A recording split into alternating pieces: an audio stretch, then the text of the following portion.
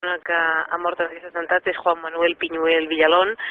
L'agent era nascut a Melilla, estava casat i tenia un fill.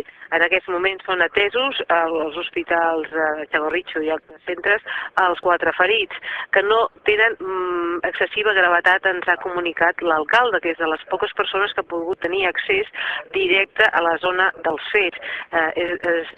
L'alcalde és Pedro Berriozábal, d'Esqualcartasuna, ens ha dit que bé, el forat que hi ha tant al terra com en l'edifici és impressionant i que en fi, que en aquests moments hi ha un equip de psicòlegs que està atenent els familiars dels agents afectats per aquest atemptat.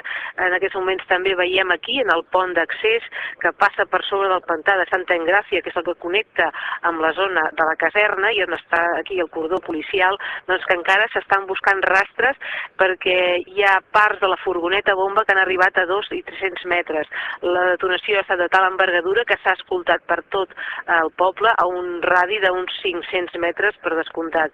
Hi ha vidres en un bar que estem aquí al costat que s'han quedat trencats per l'efecte de l'ona expansiva i aquí estem aquests 200-300 metres de distància com a mínim. L'alcalde, que és de Esqualcartasuna, com dèiem, Pedro Berriozábal, té convocat a les 10 del matí també un ple extraordinari. Les forces polítiques majoritàriament ja han mostrat el seu rebuig contundent contra aquest atemptat i s'espera aquí perquè surt de la base de Torrejón de Ardoz a les 8 del matí que arribi a Legutiano i també a l'Hospital per veure els ferits el ministre de l'Interior, Javier Pérez Rubalcaba i Alfredo Pérez Rubalcaba.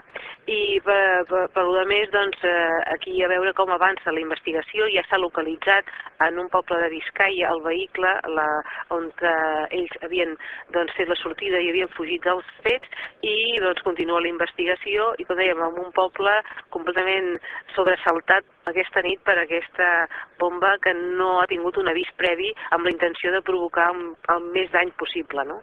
Ens han dit que, tot i que en els primers moments semblava que un dels agents estava molt greu, sembla que no és tanta la gravetat.